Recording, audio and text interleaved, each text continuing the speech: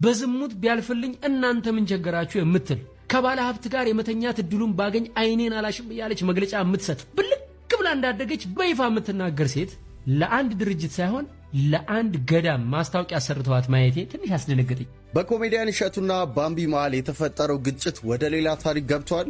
አየክ አይኔን ነካኝ፣ ቤተሰቦቼን ነካኝ። እዚህ ጋር ወርቼ የሚጨርሰውም ነገር አይደለም። በቅርብ እንገናኛለን፣ ቃል እገባልሃለሁ።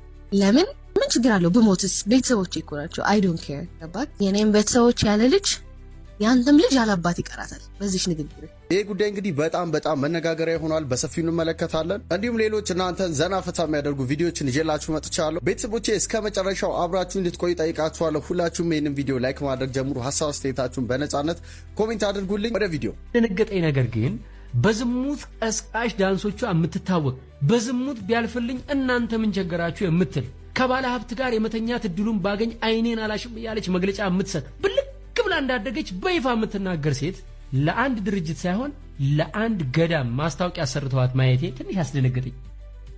እምላችሁ በኃጢአት እንደምበልጣት ቅንጣት ታክል አልጠራጠርም።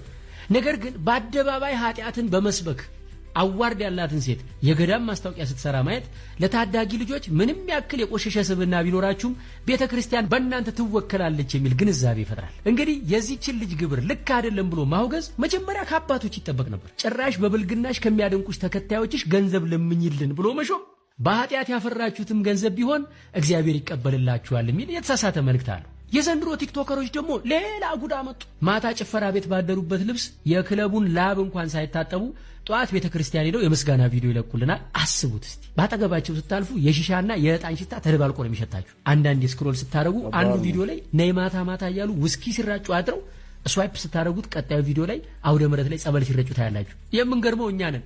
አንድ ባለጌ ቲክቶከር ቤተክርስቲያን ግቢ ሲገባ ስናይ እኮ ልክ የደርቢ ዋንጫ እንደበላ ትልቅ ቡድን ድል እንዳስመዘገብን ነው የምንቆጥረው። ወይኔ ኮመንቱ እና ዘንበዋለን አይደል?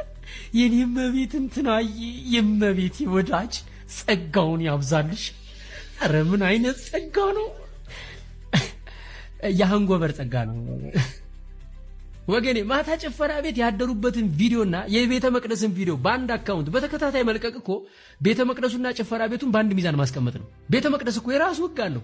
ንጽህናን ጠብቆ በፍርሃትና በመንቀጥቀጥ የሚረገጥ ቦታ ነው እንጂ የቲክቶክ ፓርቲቱ መተወኛ ቦታ እኮ አይደለም።